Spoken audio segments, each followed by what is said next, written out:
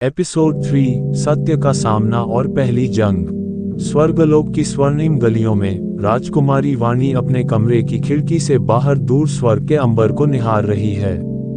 उसकी मनोदशा उथल पुथल से भरी है। एक ओर पिता इंद्र की प्रतिमाएं और उनकी अपेक्षाएं, तो दूसरी ओर उसके दिल में उठ रहे अनजान भाव। अचानक उसे एक दिव्य प्रकाश का दर्शन होता है और वह डूबती हुई छवि देखती है। शिव स्वयं उसके सामने प्रकट होते हैं, उनका मुख स्थिर और दृष्टि तीव्र। वे कहते हैं, वाणी, ये स्वयंवर केवल राजसी दांव पेंच नहीं, बल्कि तुम्हारे और तीनों राजकुमारों के जीवन की परीक्षा है।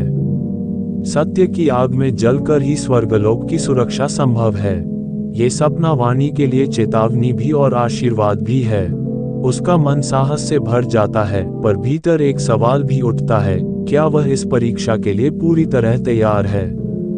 धरती पर घने जंगल की चुप्पी अचानक टूटी जब आर्यमित्र और उसके योद्धाओं पर राक्षसों का हमला हुआ।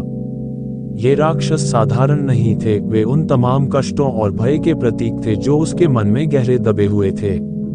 तलवार की तेज चमक के साथ आर्यमित्र ने शत्रुओं को पीछे धकेला। हर वार में उसके चेहरे पर दृढ़ निश्चय झलकता था, पर वह जानता था कि केवल शक्ति से काम नहीं चलेगा, उसे अपने अंदर की बुद्धि और संयम का सहारा लेना होगा। लड़ाई के बीच एक क्षण ऐसा आया जब एक विशाल राक्षस ने उसे घेर लिया, पर तभी उसके मन में शिव की ध्वनि गूंजने लगी, धैर्य रखो, रणभूमि में विवेक रखो। उस चेतना ने उसे सशक्त किया और उसने एक चतुराई भरा वार कर राक्षस को परास्त किया।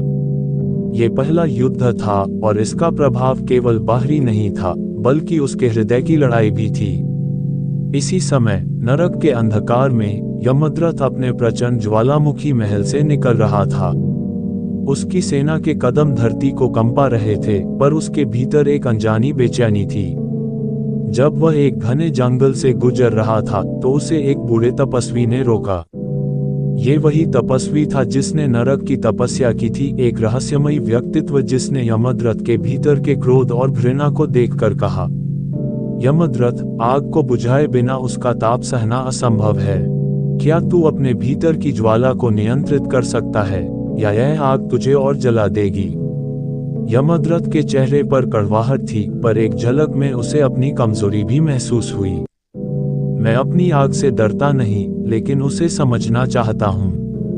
तभी मैं इस स्वयंवर में योग्य बन पाऊंगा। यह उसकी पहली आध्यात्मिक परीक्षा थी, खुद से लड़ाई। तपस्वी ऋषिराज अपनी गुफा के गहरे अंधकार में बैठे थे। उनकी माला फुर्ती से घूम रही थी और उनकी दृष्टि तीनों राजकुमारों पर थी। पहली परीक्षा शुरू हो चुकी है, उन्होंने मुंह से कहा, सत्य और भय का सामना।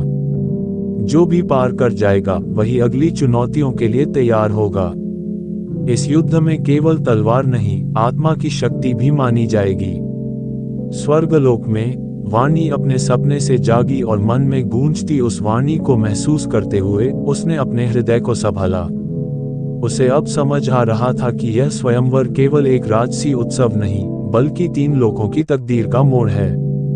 उसका विश्वास गहरा हुआ कि प्रेम और साहस दोनों साथ चलेंगे। अंत में तीनों राजकुमार अपने अपने आंतरिक और बाहरी संघर्षों का सामना करते हुए आगे बढ़ रहे हैं। आर्यमित्र ने पहली लड़ाई जीती, पर मन में नई चुनौतियां हैं। यमद्रथ अपनी आंतरिक आग को समझने की कोशिश में है, और वाणी अपने सपनों और हृदय की आवाज के बीच संतुलन खोज रही है। तपस्वी विभोम ने तय किया है कि अगले चरण में सत्य और विश्वास की परीक्षा होगी।